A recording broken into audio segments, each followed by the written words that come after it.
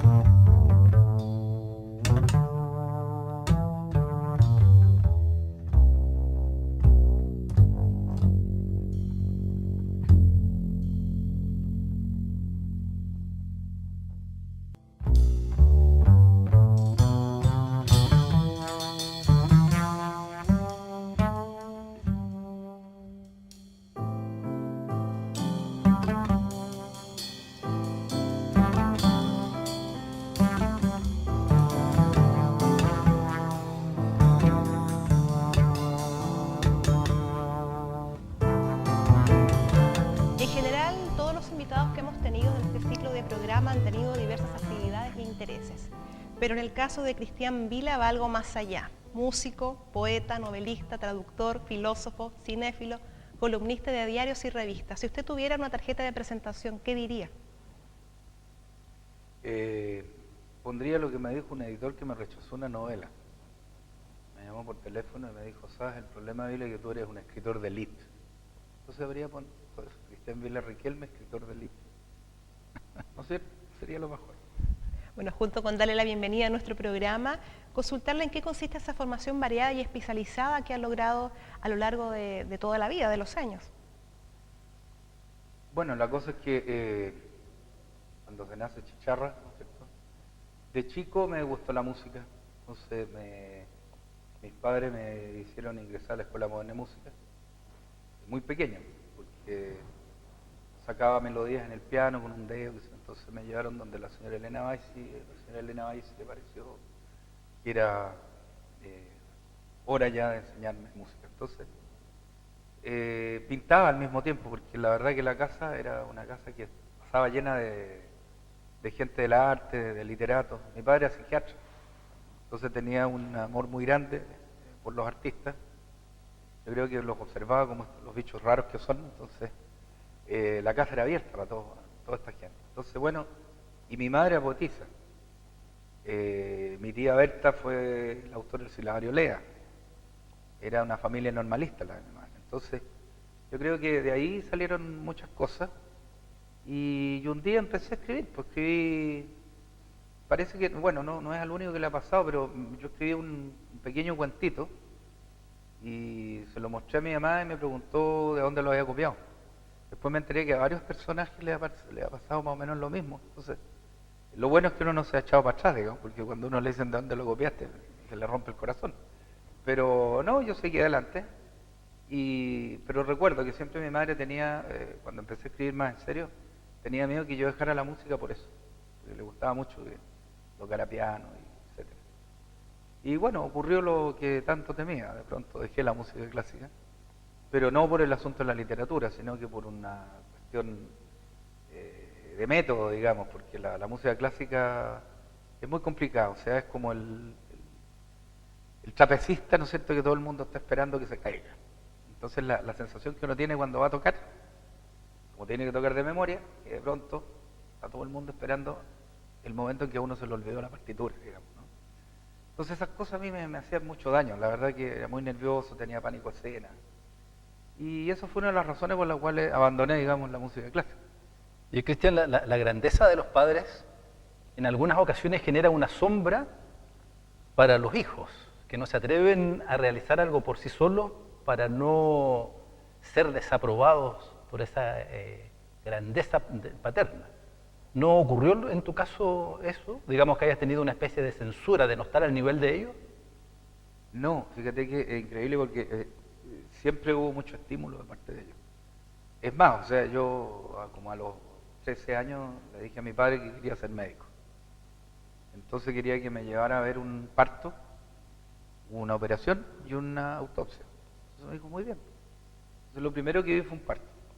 Resistí más o menos. Después me llevaron a una autopsia con uno de los grandes profesores de esa época, en un anfiteatro enorme, en la Escuela de Medicina, y se ve un cadáver ahí. Llegó este caballero con todos los alumnos y empezó con el bisturí. Cuando hace el primer corte con el bisturí, yo me empecé a desmayar. Entonces ya mi padre tristemente sí me tomó el brazo y me dijo, no, eso no es para ti, sigue en lo que estás. Porque él en el fondo estaba orgulloso que iba a tener un hijo médico, pero él sabía que no, que yo era la parte musical, la literaria. Y ahí le compró eso. Pero no, sombra, no, al contrario, siempre fue un estímulo enorme, o sea, muy grande, todo lo que fuera cuestiones artísticas. Incluso mi padre tenía problemas porque él siempre consideraba que era fantástico cualquier cosa que yo hiciera, por ejemplo. Y mi madre y mis tías no, pues como buenas normalistas, que yo llegaba con un 7 y me decían, bueno, con su deber nomás cumple. Y mi viejo se tenía que morder la lengua porque no podía hacer ninguna espavieta. Llegaba con una mala nota y me decía, bueno, usted se va a quedar estudiando el verano, pues entonces era como el deber. Entonces, claro, la única cosa que no era el deber y que realmente me celebraba era cuando me ganaba un concurso de pintura o un concurso literario, el colegio, o qué sé yo, concurso de piano, cosas así. Ahí las tres viejas reaccionaban, digamos, comprando una tortita o haciendo alguna cosa así. Pero, digamos, no había siempre un estímulo fuerte para que yo hiciera ninguna sombra encima, al contrario. O sea, estimularon siempre lo que yo hice, claro. En todo caso, la música nunca ha estado ajena a tu hacer cotidiano, porque al revisar tu amplia bibliografía y a la vez bibliografía, hemos podido leer que tú has sido profesor en un conservatorio en París, profesor de filosofía en un liceo también, es decir, ha habido una actividad musical permanente. Bueno, de hecho yo me gané la vida en los primeros años en París, sobre todo con la música. Tocaba en una cave, ¿no? En un restaurante cave. Tocaba ahí todas las noches, 6 días por semana. Y parece que el sí no era que iba a tener que seguir con la música porque me pasó en el barco que un día me puse a tocar piano y pronto escuché que había músicos detrás que eran los que tocaban siempre en las tardes ahí cuando se jugaba bingo. Y hicimos una jam session. Entonces después el capitán supo esto y que había un pasajero que era un cabro chico en el fondo, porque yo tenía cara de guagua a los 20 años. Entonces, no como ahora que aparento más de los 25 años que tengo. Entonces, claro, el capitán me invitó cuando pasamos el Tenemos que agregar a la biografía, Carolina, sí, que también es humorista. No, pero es que hay que reírse un poco de todo, pues si uno no se ríe de uno, pucha máquina. Resistiría muy mal como se ríen los demás, pues esa cuestión está clara, ¿no? En uno de tus libros, tratado del desexilio, que me llamó la atención por varias cosas, una de ellas es por el título, ¿es posible desexiliarse? Es decir, ¿la lejanía se puede borrar del alma o es un dolor que se lleva de manera permanente? Porque al leer el libro me dejó la sensación que es un dolor creativo. ¿Ah? Es una herida que no mana sangre, sino que finalmente mana en arte, en música, en poesía, en buena prosa.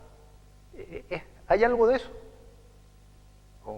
O sea, mira, el Tratado del Desexilio en el fondo es también una humorada, de alguna manera, porque la verdad que desexiliarse, como dices tú, es muy complicado. O sea, yo creo que a todas las personas que salieron alguna vez al exilio les pasó en algún momento que se despertaron a medianoche y se dieron cuenta que ya habían roto completamente con una continuidad que nunca más le iban a poder reparar. O sea, eso me pasó a mí, le pasó a mucha gente que estaba allá, y después lo conversábamos.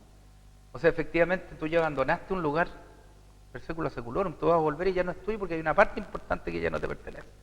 Ni el diario de la esquina, ni la panadería, ni el lechero, ni una de esas cuestiones. Puede sonar melodramático y bolerístico, pero los boleros son una maravilla, así que no hay ningún problema. Pero justamente es eso. Y después tú te vuelves y te hace falta el país en el que estuviste.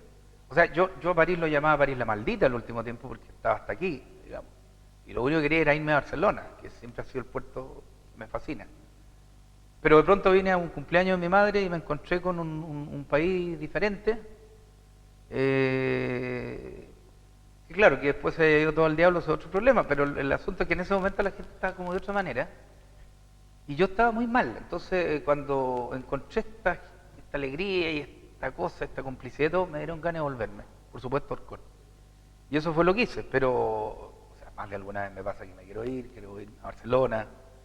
Me hace daño acordarme de algunas cosas. Incluso te puedo decir que cuando fui la primera vez, después de haberme venido a París, pasé el 2002, unas ferias del libro en Frankfurt y en Barcelona, pasé por París a ver a los amigos y de pronto fui a la Sorbona a buscar unos papeles que necesitaba. Y me puse a llorar, hombre, me puse a llorar. Porque de repente me vi a mí mismo caminando como o sea, los estudiantes son siempre los mismos, al final. ¿Te fijas? Entonces me vi ahí, yo caminando, entonces una cosa tremenda. Yo creo que el juego estético está muy bien logrado porque es un tratado del desexilio. Tengo la impresión de que es el dolor de ida y también de vuelta. O sea, pareciera ser que se corta un cordón umbilical y se empieza a ser como ciudadano del mundo. Y esa libertad, según la expresión sartreana, también lleva su dosis de angustia, de dolor. O sea, yo creo que más angustia y dolor que... O sea, es una trampa eso el ciudadano del mundo. ¿Eh? O sea, uno la verdad es que tiene que pertenecer a alguna parte. Es decir, yo tenía una amiga que me decía, claro, la diferencia, y eso no es ni machismo, ni feminismo, ni nada, la diferencia entre ustedes y nosotros, es decir, que nosotras siempre andamos buscando instalar la tiendita en algún lado. Y uno de repente no. Y efectivamente eso es lo que a uno le hace falta, ¿no?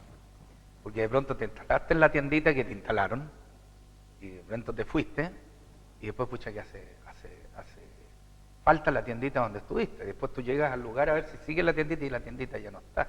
Entonces eso es muy complicado.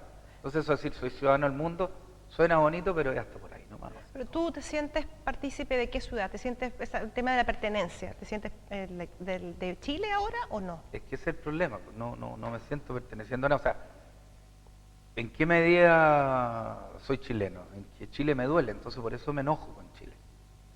Siempre me pasa eso, que me estoy enojando con Chile y con los chilenos. Entonces, me acuerdo un profesor de filosofía que cuando se enojaba con Chile, decía que había que hacer con los chilenos era tirarlos todos al mar, porque además de idiotas no sabían nadar. Decía. Entonces me acuerdo de eso y me da risa, le digo, claro, exagerado. Pero efectivamente eso, cuando alguien me dice, oye, ¿cómo hablas así de Chile? Porque me duele, pues, me duele Chile. Entonces de alguna manera en ese sentido puedo pertenecer a través del dolor. Entonces lo mismo que me pasa con Francia, con lo cual tengo la nacionalidad. Entonces era el presidente que tienen, como decía el otro día un poco en broma, le decía a un amigo, no, yo ya no aguanto más, me carga ser chileno, me carga ser francés, me voy a nacionalizar boliviano, pero tengo tan buena suerte que justo cuando me nacionalice Evo Morales le van a dar un golpe. Entonces ahí vamos a llegar. ¿Te fijas? Entonces la verdad es que la pertenencia es complicada, Cristian, debido a esta larga experiencia que tú has tenido en Europa, y eso explica también muchas citas en tus libros, especialmente en alemán y francés, allá cuando ¿escribías en castellano chileno o lenguas extranjeras?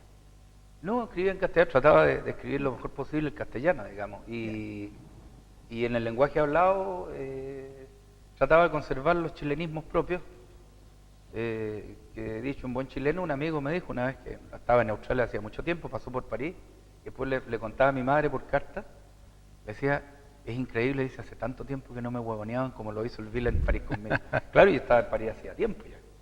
Pero yo eso no lo quiso, porque muchos chilenos después empezaron incluso a tener un poquito de acento para hablar. Y eso a mí me cargaba. Yo no, yo me negué absolutamente, traté de hablar lo mejor posible el francés, pero yo cuando hablaba castellano, la hablaba, pero a garabato limpio, en buen chileno, digamos. Entonces, claro, una manera, a propósito de la pertenencia, seguir perteneciendo también a eso. En otro de tus libros, Omnis Novum Subsole, el agua del paraíso, lo mostramos ahí a nuestros telespectadores, cuya traducción podría ser, ¿cuál? Todo es nuevo bajo el sol. Todo es nuevo bajo el sol. Ahí hay un juego de palabras con un viejo refrán latino. Claro, nihil novum sub sole, ¿no? O sea, no hay nada nuevo bajo el sol. Claro, esto es, todo es nuevo Todo bajo el sol. Pero fíjate que por un lado está el dolor del desarraigo, ¿sí?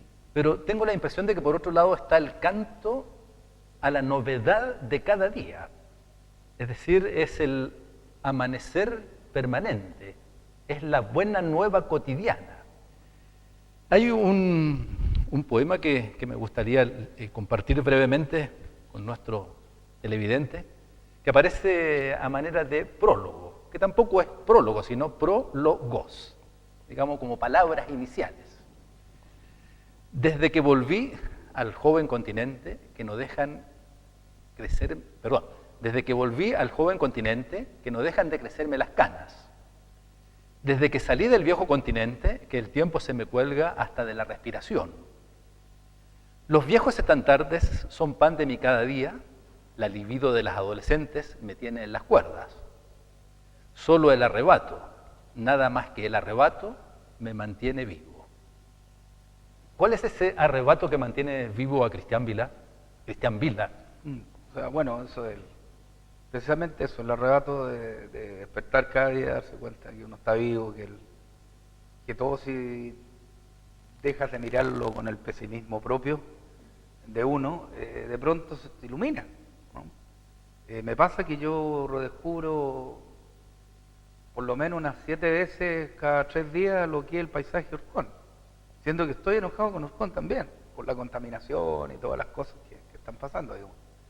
Pero de repente así descubro, no sé, un pajarito que me cantó y me pareció notable que no lo había escuchado hacía tiempo, cosas por ese estilo. Y bueno, y el arrebato en el fondo es la pasión que tú puedes poner con cada una de esas cosas, con lo que estás haciendo, con el amor que tienes, con la rabia que tienes, ¿no? Todo eso es una parte del arrebato, yo creo que es la manera de vivir. En el fondo es el amor fati de Nietzsche, ¿no? O sea, es eso. El amor a los hechos. A los hechos, a lo que está pasando. Oye, entre paréntesis, a lo mejor podríamos explicar a nuestros televidentes dónde vives tú, para las personas que nos están viendo en Los Vilos, en Montepatria, que nos contaras un poquito. Bueno, vivo en Caleta Orcón, una caleta perdida en el Pacífico Sur, ahí en la quinta región, y que efectivamente Caleta de Pescadores ahora solo queda el nombre, porque es otras cosas, bueno, son mis malhumores, ¿no? Pero la ley de pesca terminó de matar la pesca artesanal de una manera estruendosa. O sea, yo lo veo porque llegué el 91, cuando todavía estaba vigente, llegaban los botes llenos de pescado, ¿no? Y les pasaban los problemas que pasaban cuando se iban los peces y había vientos y qué sé yo. Bueno, es un oficio heroico, diría yo. Y eso lo mataron. Entonces en este momento la caleta de pescadores es el puro nombre, porque los pescados que venden vienen de San Antonio, vienen de otros lados, digamos. Entonces, pero ahí vivo, o sea, porque fue lo que tenía mientras estaba en el exilio. Incluso mi madre mandó una foto enorme de la caleta de pescadores Orcón, y con eso despertaba y me acostaba, yo la tenía al frente. Cristian, claro, esa era la única idea posible, instalarse ahí, digamos. El hecho de vivir en Orcón ¿es otra forma de exilio o es por el contrario una forma de arraigo, digamos, de tener tu tiendita en ese lugar que sería, como también decía el refrán latino, el onfalus mundi, sí, el ombligo del mundo? Creo que tiene que ver con la porfía, ¿no? Y con la porfía la pertenencia a propósito, ¿no? O sea, la porfía de tener una tiendita en algún lado, como lo decías tú, porque ganas de irme no me faltan de repente, ¿no? Pero hay algo que me ata todavía, a pesar de que, como en todos los pueblos chicos, infierno grande, y con mucha gente soy amigo, y con otros nos pasamos peleando, etcétera, etcétera. Es natural eso que ocurre. Pero hay una cosa, yo creo que no sé si se puede llamar un arraigo o algo así, no. El desarraigo es permanente, o sea, lo sufriste una vez y ya no se te va, digamos, ¿no? Eso yo creo que es un signo de todos los exiliados alguna vez en el mundo, ¿no? Mira, en el fin del canto 9, del libro que comentábamos recién, Omnis Novum Subsole, aparece a manera de corolario el siguiente poema. De soledad en soledad me crece terriblemente el corazón. Nada vuelve, todo es otra cosa. Nada vuelve, nada vuelve.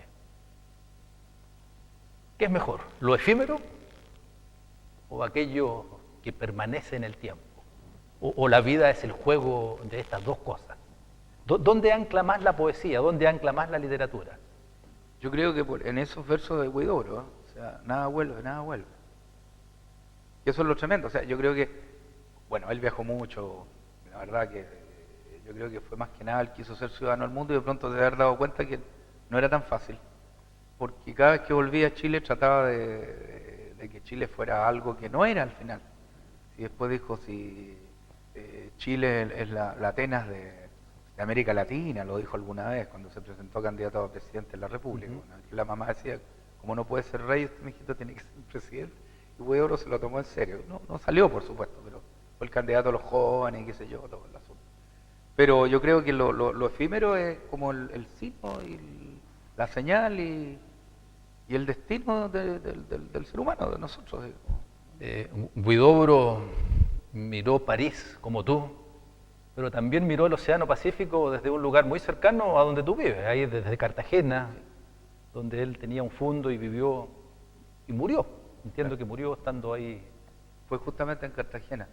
Mi padre lo vio el día anterior.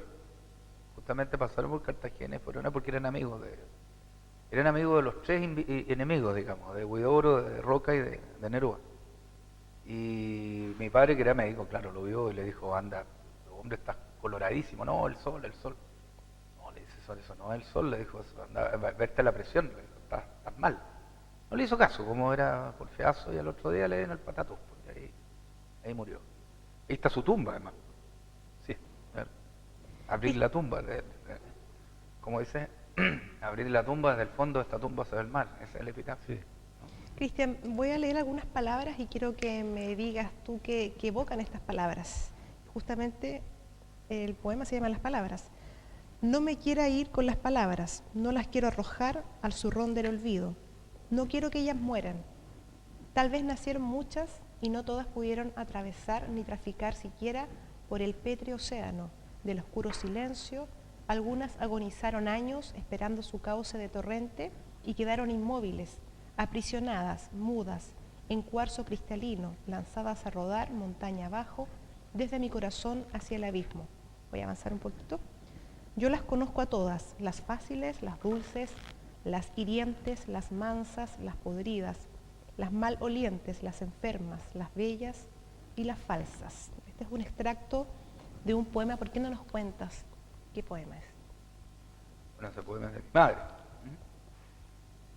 Ese sí, de poemas sociales, de las obras completas, digamos, la poesía completa de ella.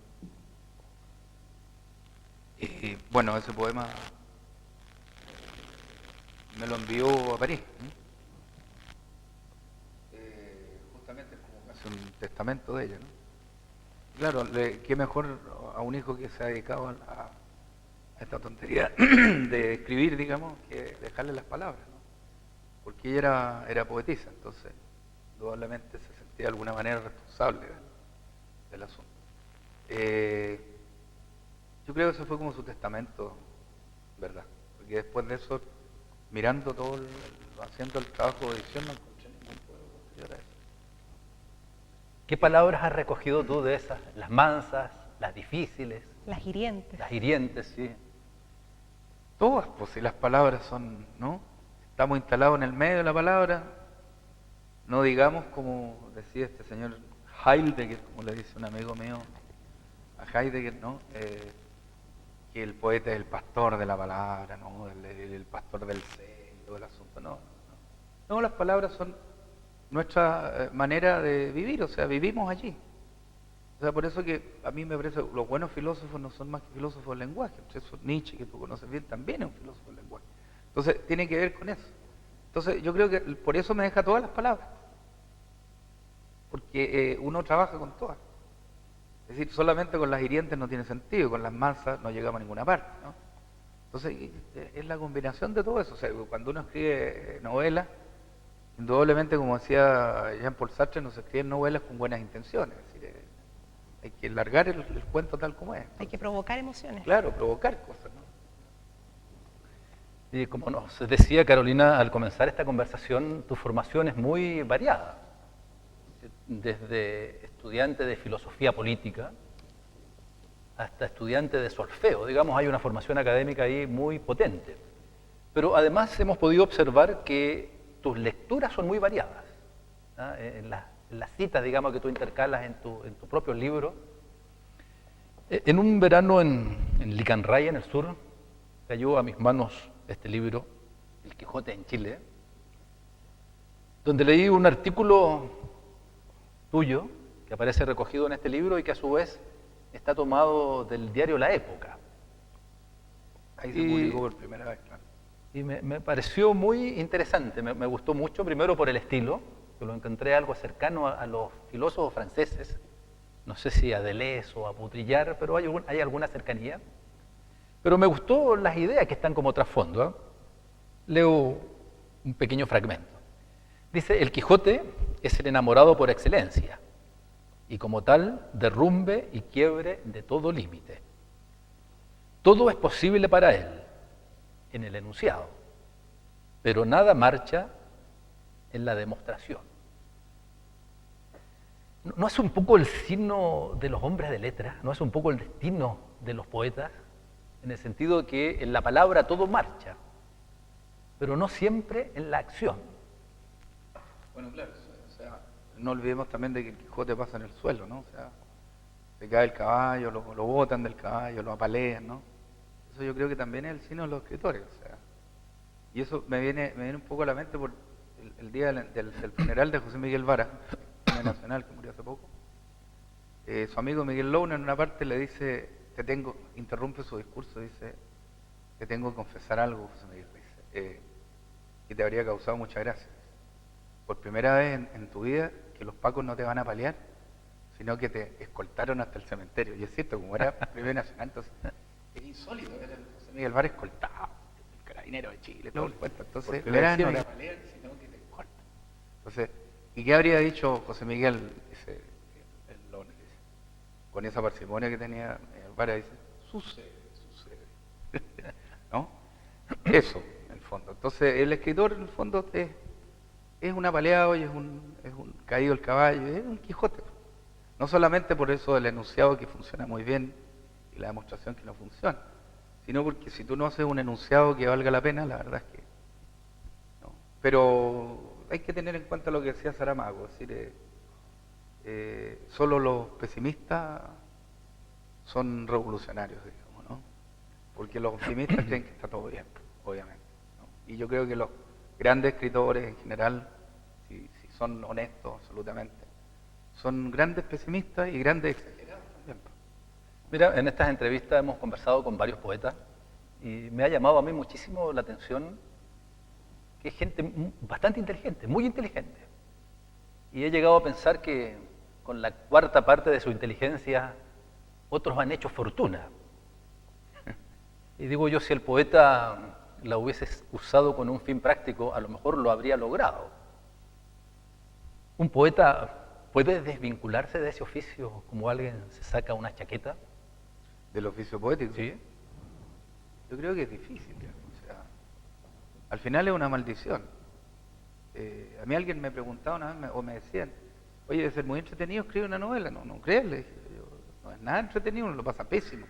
Pero es lo único que uno puede hacer, lo sabe hacer, o quiere hacer por último, aunque no quiera, al final uno dice, bueno, lo voy a hacer. Y en ese sentido Roberto Bolaño tenía mucha razón cuando decía que era mucho más entretenido leer una novela que escribirla. Y es cierto. Entonces, efectivamente, es difícil sacarse esa chaqueta, como dices tú, no se puede. O sea, ya está y se transforma en una obsesión al final. Y hay gente que la reivindica esa obsesión. Sabaton era uno de ellos, decía que si uno no era obsesivo, no podía escribir como corresponde, digamos. Y efectivamente, al final se transforma en una obsesión. Entonces, tú a veces tienes que dejar de lado, digamos, el escribir y terminas transformado en malhumorado porque sigue acá adentro y uno tiene que sacarlo en algún momento y de pronto te bloquea y eso es peor. Fíjate, porque cuando estás bloqueado sabes que estás bloqueado porque, bueno, porque pasó algo que te bloqueó, pero otras veces estás bloqueado porque no sabes si efectivamente vale la pena o no, y eso es terrible, porque no estás seguro si acaso vas a poder volver a escribir o no, que es un asunto que alguien psicológicamente te puede decir, ay, pero siempre eso es así. Pero bueno, eso puede ser siempre así. ¿Y quién te dijo que a lo mejor justamente te ocurrió que después que terminaste esa novela no vas a poder escribir nunca más? ¿Te fijas? Eso es tremendo. ¿Y cómo puede saber un artista cuando algo ha valido la pena? Cuando lo dice la crítica, cuando el libro se vende, cuando la gente lo aplaude. Porque ha acontecido muchas veces que grandes obras han sido pésimamente recibidas o han sido lectura de muy poco. Entonces es muy probable que el artista haya quedado decepcionado de su creación. Pero al pasar el tiempo la gente lo descubre y se da cuenta que en esa obra hay un gran valor. Y llegan a preguntarse cómo sus contemporáneos no lo percibieron. Por lo que conversábamos hace un momento de tanto que cuesta poder triunfar o poder llegar a un cierto nivel en nuestro país o en nuestra región y al final tienes que salir afuera al extranjero o a otro lugar para poder publicar, para poder tener éxito, para poder llegar a la audiencia como querías. Bueno, claro, eso mira, yo recuerdo no es una anécdota, es un hecho vital en la vida de Saramago, porque uno se pregunta por qué empezó a publicar tan tarde. O sea, publicó un libro primero muy joven y después ocurren como 25 años, 30 años. Increíble. Bueno, y él lo dice, justamente ahora va a salir esa novela póstuma, la tenía guardada. Él la mandó a las editoriales, le rechazaron todas las editoriales y se enojó. Entonces ni siquiera se deprimió, como le pasa a muchos de nosotros cuando nos dicen que no, si uno manda editoriales, no. Él se enojó y dijo, ya, se gana el diablo, yo no pienso escribirles ni una cuestión. Y se taimó. Y de pronto, bueno, siguió con el asunto y le fue como le fue, o sea, empezó a irle muy bien. Pero fue también por razones extraliterarias, podría decirse así, por razones políticas de pronto. Entonces se hizo famoso porque pronto le censuraron un libro cuando decidió que iba a publicar, empezaron a censurar. La dictadura de Portugal en ese momento consideró que el libro tenía que ser prohibido, entonces él se exilió en España, ¿no? Y de ahí se empezó como a ser muy conocido, pero siempre en la pelea, ¿no? Entonces, claro, tú te das cuenta que en todos lados, y aquí en Chile sobre todo, que es un país de chaqueteros, y eso es sabido, sabemos que la Mistral tuvo que hacer su carrera afuera, Neruda tuvo que tener el apoyo del Partido Comunista, porque si no, no habría hecho absolutamente nada.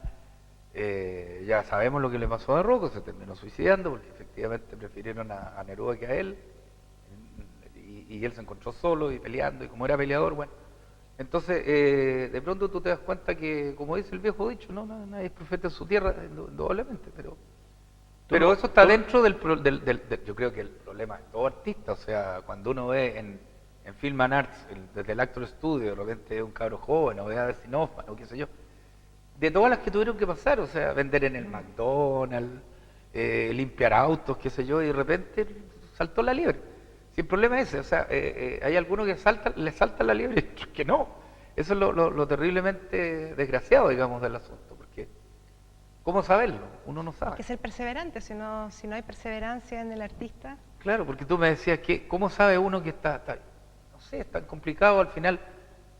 Es cierto, uno escribe de alguna manera para uno, o cuando a uno le va bien, uno dice, bueno, en el fondo uno escribe para que, García Márquez decía, uno escribe para que lo quieran los amigos.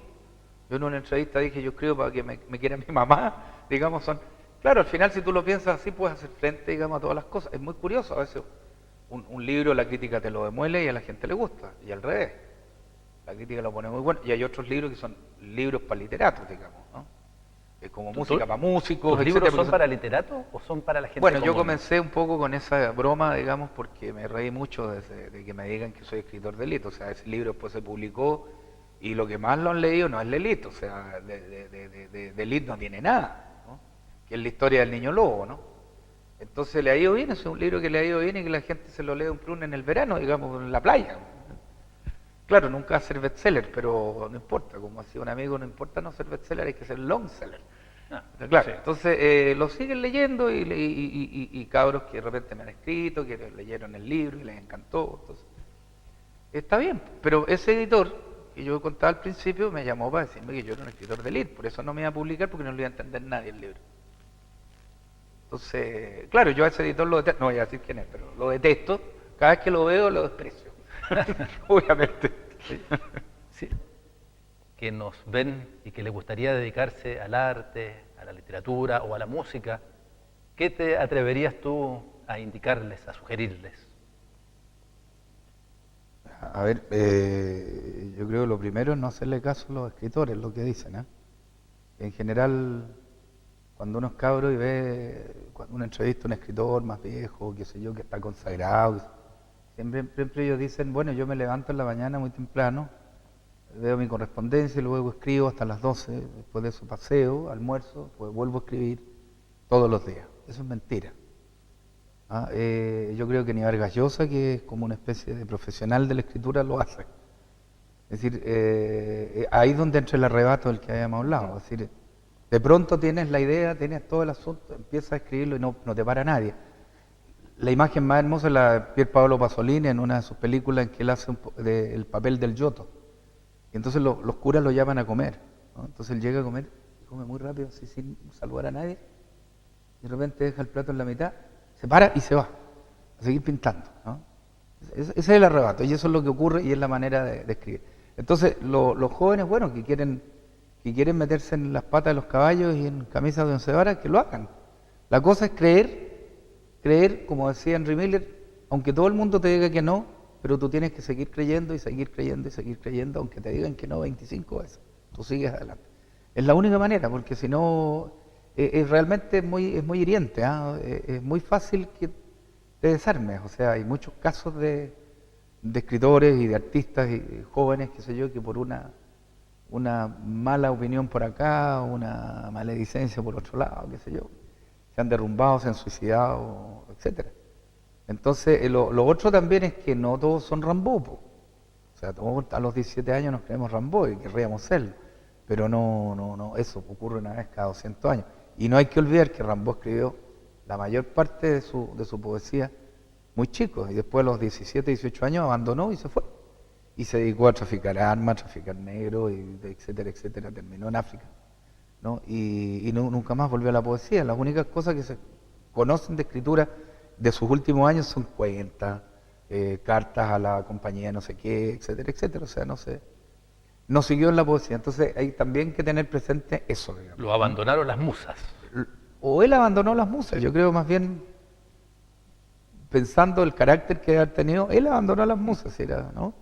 Acuérdate que sentó a la belleza en su rodilla y la injurió, ¿te acuerdas? Todos los momentos? Sí, entonces, En claro. este mundo que estamos viviendo, tan preocupado de lo material, del dinero, del libre mercado, ¿todavía hay espacio para la creación artística, para el arte? O sea, yo creo que si no se sigue porfiadamente en eso, en ese arrebato, digamos, yo creo que el mundo se acaba nomás. O sea, veamos que todas las grandes culturas, las grandes civilizaciones han tenido un espacio especial y fundamental para el arte, digamos, para lo que es eso. Es decir, claro, un amigo mío, el poeta Juan Cameron, por un libro que tengo, una novela que se llama Poetas, bufones y arlequines, él dice, claro, Vila dice que todos los escritores, todos los artistas somos bufones del rey. Yo digo, sí, efectivamente somos bufones del rey. ¿Por qué? Porque tal como los bufones, cuando ya no los hacemos reír, nos pegan una patada y nos mandan a la guillotina y se acabó, po. Entonces, claro, ese es otro de los peligros. Pero efectivamente, ¿qué haría el rey sin los bufones? ¿Qué haría el príncipe sin los bufones? Y sobre todo, ¿qué haría los que están siendo, digamos, torturados, por decir así, por ese príncipe, por ese rey, sin los bufones? O sea, esa es la grandeza de películas, por ejemplo, como las de Bergman, ¿no? Donde uno ve esas cosas en la Edad Media, donde era muy complicado todo porque la religión estaba muy fuerte encima y iban a hacer censura y qué sé yo.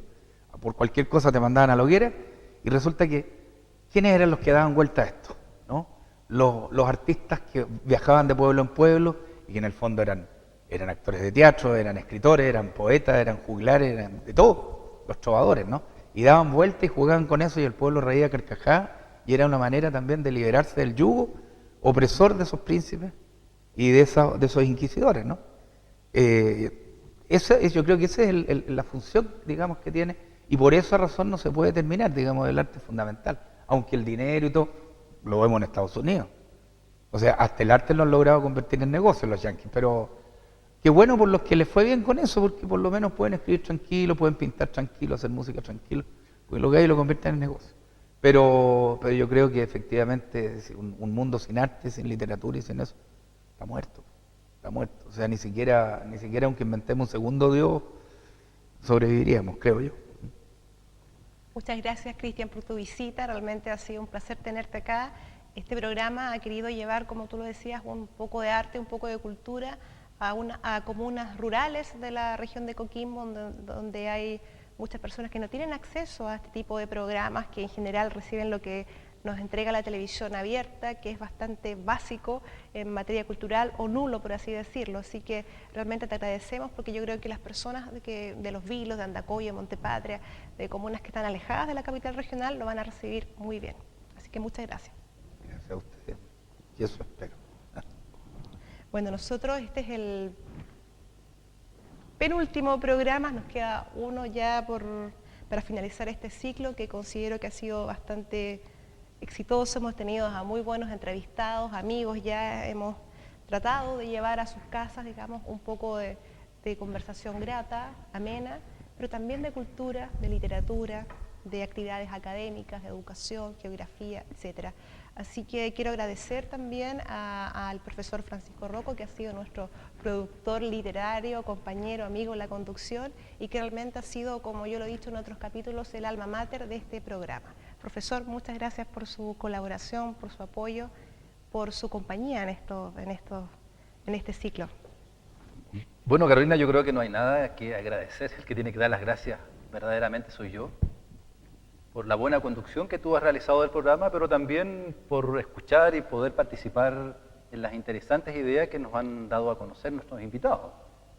Si recogemos brevemente lo que nos ha dicho nuestro artista invitado de hoy, Cristian Vila, son palabras llenas de sentido.